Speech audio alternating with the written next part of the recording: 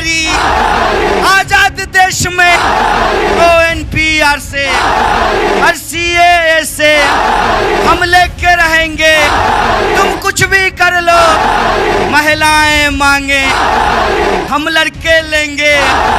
दम है कितना दमन में तेरे, देख लिया है देखेंगे।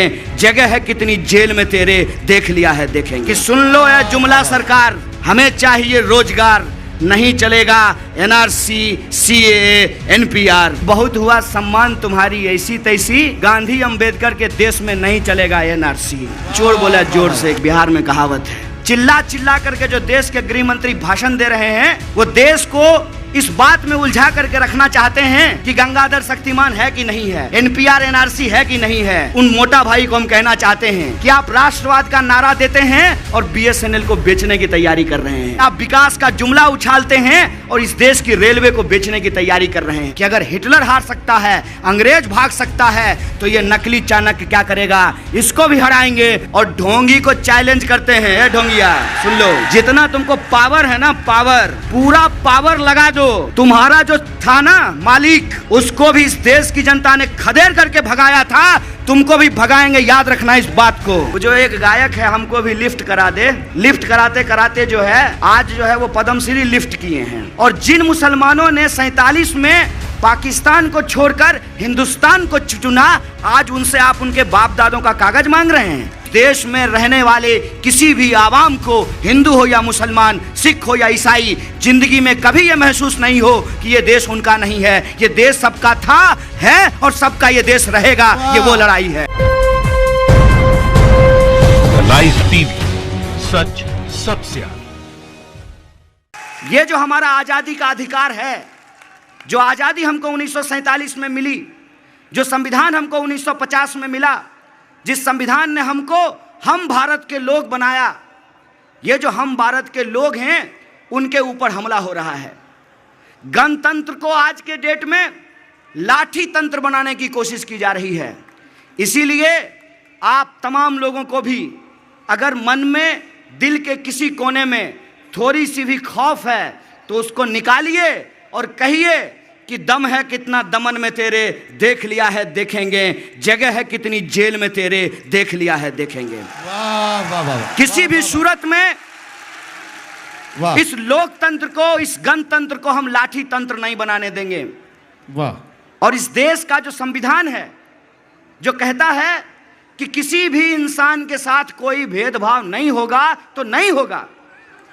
आज वो जो एक गायक है, हमको भी लिफ्ट करा दे। हाँ।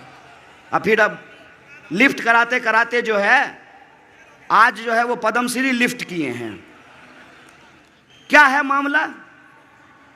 जो मुसलमान इस देश को छोड़ करके पाकिस्तान को चुन लिए, वहां के एक आदमी को आप नागरिकता भी दे रहे हैं और पद्मश्री भी दे रहे हैं।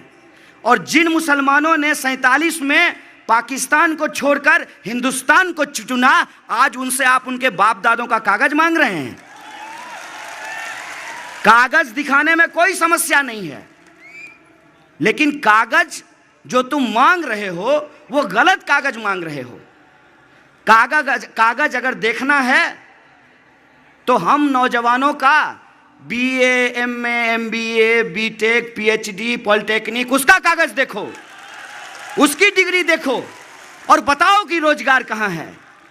इसीलिए इस पूरी लड़ाई में 4 मुख्य बातों का हमको ध्यान में रखना है। पहला, गांधी को मानते हैं कि गोडसे को? गांधी को मानते हैं ना, तो इतना शर्मा के काहे बोल रहे हैं? गोडसे को मानने वाला शर्माता है, गांधी को मानने वाला नहीं शर्माता है। गांधी को मानते हैं ना? गांधी ने एक बड़ी शानदार बात कही थी कि कभी भी जनता हिंसा नहीं करती है। आप लोग क्या पत्थर लेके मीटिंग सुनने के लिए आए हैं? नहीं ना। किसी भी भीड़ में जो आम जनता होती है वो हिंसा करने के लिए नहीं जाती है। तो फिर हिंसा होता कैसे है? उसी साइंस से, जिस साइंस से दंगा होता नहीं है, कड़वाया जाता है, उसी साइंस से हिंसा होती नहीं है, कड़वाई जाती है। पहला काम हम लोगों को यह दिमाग में रखना चाहिए कि किसी भी स्थिति में जो बिके हुए लोग हैं। अरे मुख्तार अब्बास नकवी है ना बीजेपी में जी, फिर कौन ऐसा चीज है जो इस देश में बिकता नहीं है।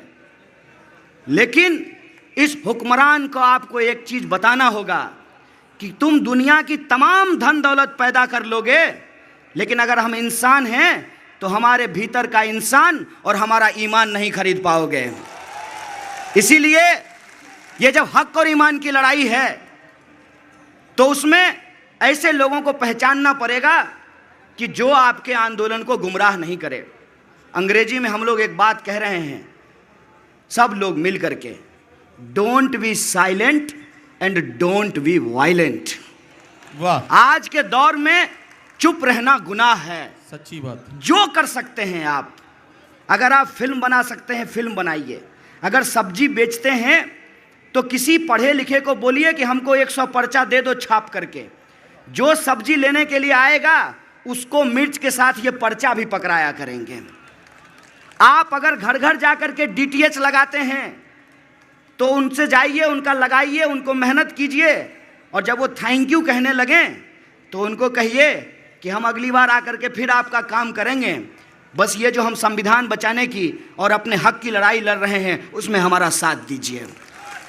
10 रुपया आप हमको कम दीजिए, लेकिन आज जो हमारे वजूद पे हमला है उसमें आप हमारे साथ खड़े होइए।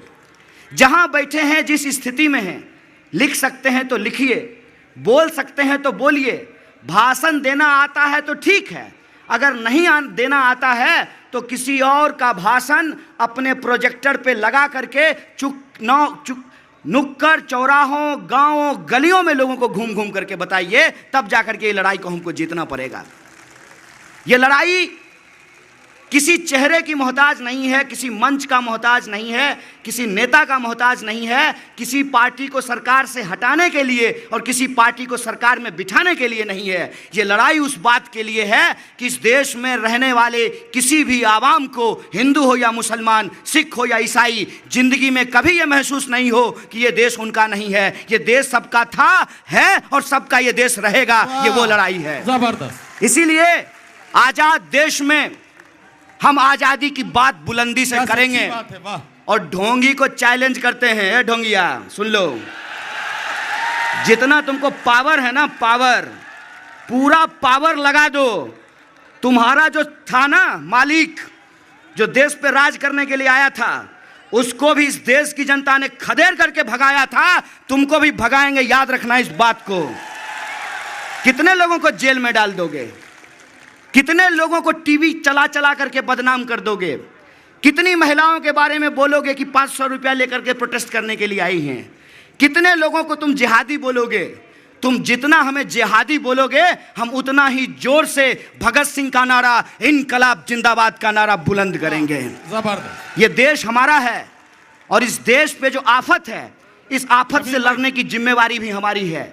इसीलिए जो तीसरा सबसे महत्वपूर्ण सवाल है, पहला कि सबको अपने व्यक्तिगत स्तर पे इस लड़ाई में शामिल होना पड़ेगा। दूसरा, किसी भी स्थिति में हमको हिंसा का सहारा न लेना है, न किसी को लेने देना है। और तीसरी बात कि ये लड़ाई अभी बड़े बड़े जलसों के रूप में देखा जा रहा है। पूरे देश में माएँ बहनें बैठी हुई हैं, उस रूप में देखा जा रहा है। मैं कहता हूँ कि इसके अगले स्तर पर पहुंचने की तैयारी होनी चाहिए। और अगला स्तर क्या है? आप गांधी जी के आंदोलन को उठा करके देखिए। वो किसानों का आंदोलन शुरू किए, खिलाफत आंदोलन में हिस्सा लिए, सरकार के साथ असहयोग किए, और फिर भी सरकार जब नहीं मानी तो कानून को मानने से इनकार किया, नमक बनाया, दांडी यात्रा की। उसी तरीके से हम लोगों को भी ये तय करना पड़ेगा, या तो सरकार NPR, NRC और CAA को वापस ले। अगर सरकार NPR, NRC और CAA को वापस नहीं लेती है तो अपने मोहल्लों के बाहर लिखिए कि इस मोहल्ले में संविधान को और आईन को मानने वाले लोग हैं, इसलिए काले कानून को नहीं मानते हैं, नहीं मानते हैं। हर हाल में हमको इस लड़ाई को जीतना पड़ेगा। अपने घर के बाहर लिखिए कि ओ NPR कल आना, साथ में 15 लाख लेकर के आना, वरना वापस नहीं आना। और मैं आपको बता देता हूं कि ये जो डर पैदा करने की कोशिश कर रहे हैं ना, कहते हैं चोर बोला जोर से, एक बिहार में कहावत है, चोर जोर से बोलता है। चिल्ला चिल्ला करके जो देश के गृह मंत्री भाषण दे रहे हैं, वो देश को इस बात में उलझा करके रखना चाहते हैं कि गंगाधर शक्तिमान है कि नहीं है, एनपीआर एनआरसी है कि नहीं है। तो उन मोटा भाई को हम कहना चाहते हैं, एनपीआर एनआरसी का मामला तो हम समझ ही रहे हैं, हम यह भी देख रहे हैं कि आप अपना बेटा जो सस्ता फोटोकॉपी लगता है आपका, उसको आपने बीसीसीआई का सेक्रेटरी कैसे बनाया है। हम ये भी देख रहे हैं कि आप राष्ट्रवाद का नारा देते हैं और बीएसएनएल को बेचने की तैयारी कर रहे हैं। हम यह भी देख रहे हैं कि आप विकास का जुमला उछालते हैं और इस देश की रेलवे को बेचने की तैयारी कर रहे हैं।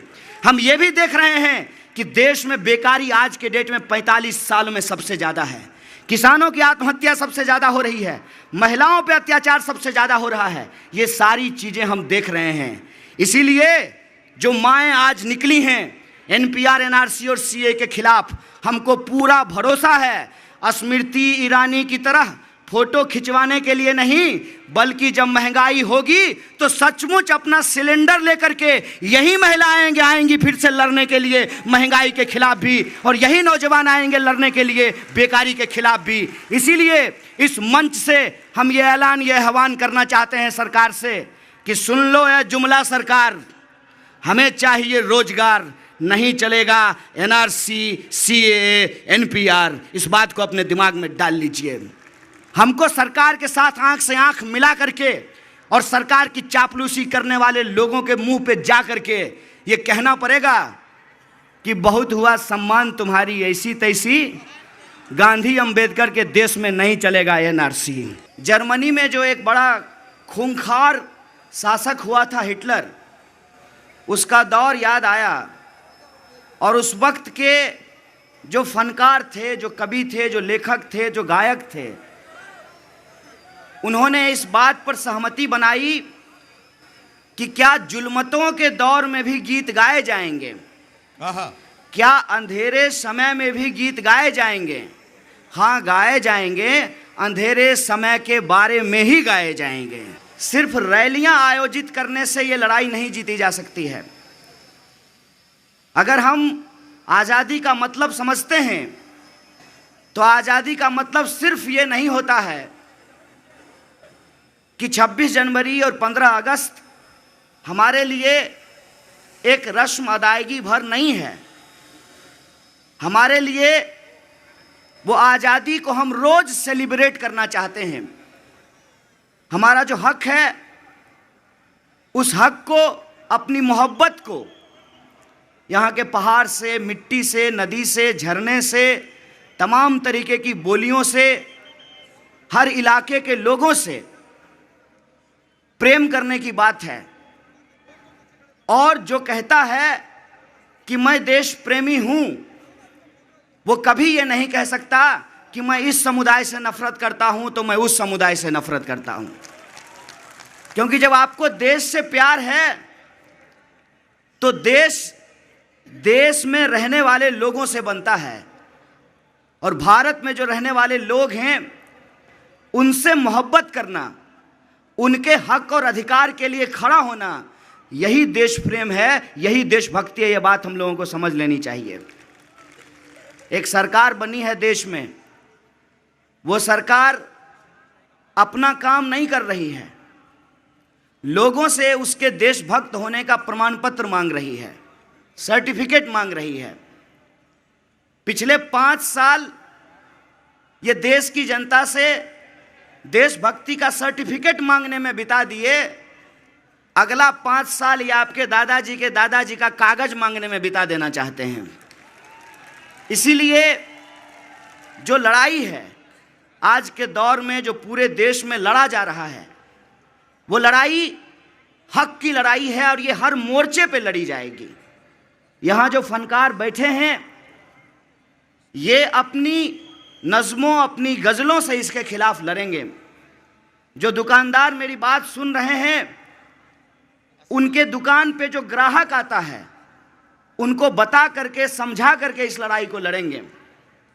जो सरकारी दफ्तरों में काम करने वाले लोग हैं वो अपने दोस्तों और पड़ोसियों से बात करके इस लड़ाई को लड़ेंगे। जो फिल्मकार हैं वो फिल्म बना करके लड़ेंगे, और जो विद्यार्थी है मुट्ठी तान कर आज़ादी का नारा लगा करके इस लड़ाई को लड़ेंगे। एक बड़ी शर्मनाक बात हम लोगों की जानकारी में आई जी। ये लोग आज के दिन व्हाट्सएप पे ये मैसेज चला रहे थे कि 1950 में जो संविधान बना उसमें सेकुलरिज्म शब्द नहीं था, इसीलिए 1950 में जो संविधान बना उसमें जब सेकुलरिज्म शब्द नहीं था तो इस सेकुलरिज्म शब्द को हम नहीं मानते हैं। कितना बड़ा नाटक है, इस नाटक को आप समझ लीजिए। बाहर से मेहमान बुलवाकर, दुनिया भर का कैमरा लगवाकर देश के मंत्री और प्रधानमंत्री फोटो खिंचवा रहे हैं, दुनिया को बता रहे हैं कि हम रिपब्लिक को सेलिब्रेट कर रहे हैं। उसी वक्त जो आईटी सेल है वो लोगों के दिमाग में ये डाल रहा है कि सेकुलरिज्म संविधान के में बाद में जोड़ा गया है। मैं इस पर कमेंट करने से पहले बस आपको एक चीज याद दिला देना चाहता हूं। 2 अक्टूबर को जब गांधी जी की जयंती होती है तो उस वक्त ये लोग व्हाट्सएप पे चलाते हैं गोडसे को जिंदाबाद। ये जो मानसिकता है, ये पूरी की पूरी लड़ाई उस मानसिकता के खिलाफ है। इस बात को आप अपने दिमाग में डाल लीजिए। और ये जो मानसिकता है, उस मानसिकता का ही नतीजा है कि देश के एक चुने हुए मुख्यमंत्री कहते हैं कि हम बदला लेंगे। बताइए, कोई मुख्यमंत्री ये कहेगा कि हम बदला लेंगे? अगर आप बदला लेने के लिए सरकार में आए हैं, इसका मतलब आपका बदलाव का नारा झूठा था, ढोंग था वो। इसीलिए हम जो बदलाव चाहने वाले लोग हैं, इस बदला की मानसिकता से कैसे लड़ेंगे? हमको यह समझना पड़ेगा कि बाबर के बारे में जो गलत जानकारी व्हाट्सएप पे फैलाई जाती है, या नेहरू के बारे में जो गलत जानकारी व्हाट्सएप पे फैलाई जाती है, उसका उद्देश्य क्या है? उसका उद्देश्य यह है कि ना सिर्फ जुम्मन का बल्कि मोहन का भी घर हड़प लिया जाए और देश की जनता आपस में हिंदू मुसलमान करती रह जाए। एक बात सोच के बताइए कि जर्मनी में जब हिटलर आया था तो उसको यहूदियों पे कब्जा करना था कि जर्मनी पे कब्जा करना था? आज हिंदुओं के मन में यह बात डाली जा रही है। मेरा नाम कन्हैया है।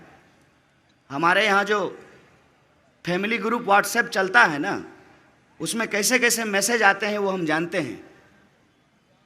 आज जो ये समझाया जा रहा है कि मुसलमान का प्रॉब्लम है, हिंदू को इससे घबराने की जरूरत नहीं है, तो मैं साफ साफ आप तमाम लोगों के सामने ये बता दूं कि ये जो CAA, NRC और NPR है, ये सिर्फ और सिर्फ मुसलमान को नहीं बल्कि इस देश के तमाम गरीब आवाम को परेशान करने के लिए लाई गई है। इस बात को आप समझ लीजिए। और एक छोटा सा सूत्र है, माने इसमें कोई रॉकेट साइंस नहीं है। ये वो सवाल नहीं है कि आप उसमें उलझ जाएं कि मुर्गी आया पहले कि अंडा। सीधा आप समझ लीजिए कि इनको CAA लाने की जरूरत क्यों पड़ी। अगर इनको CAA 2019 में लाना था तो इन्होंने नागरिकता संशोधन कानून 2003 में क्यों पास किया? CAA इनको इसलिए लाना पड़ा कि जो पूरे देश में ये NRC करना चाहते हैं NPR के द्वारा, उसमें से हिंदू आबादी को यह कंफ्यूज किया जा सके कि तुम मत घबराओ, तुमको तो CAA के तहत नागरिकता दे देंगे। लेकिन यह समझ लीजिए कि नागरिकता दे देंगे ये मुंह से बोल रहे हैं, जैसे बोले थे कि 15 लाख रुपया आपके खाते में पहुंचा देंगे, 2 करोड़ नौकरी दे देंगे। इसकी समस्या क्या है उसको आप समझ लीजिए। कि महज कागज के टुकड़े की गलती के चलते जिन लोगों ने, जिनके पुरखों ने अंग्रेजों से लड़ करके ये आज़ादी दिलाई, ये गणतंत्र बनाया, आज उनकी संतानों को उनके घरों से और उनके अधिकारों से बेदखल करने की कोशिश की जा रही है।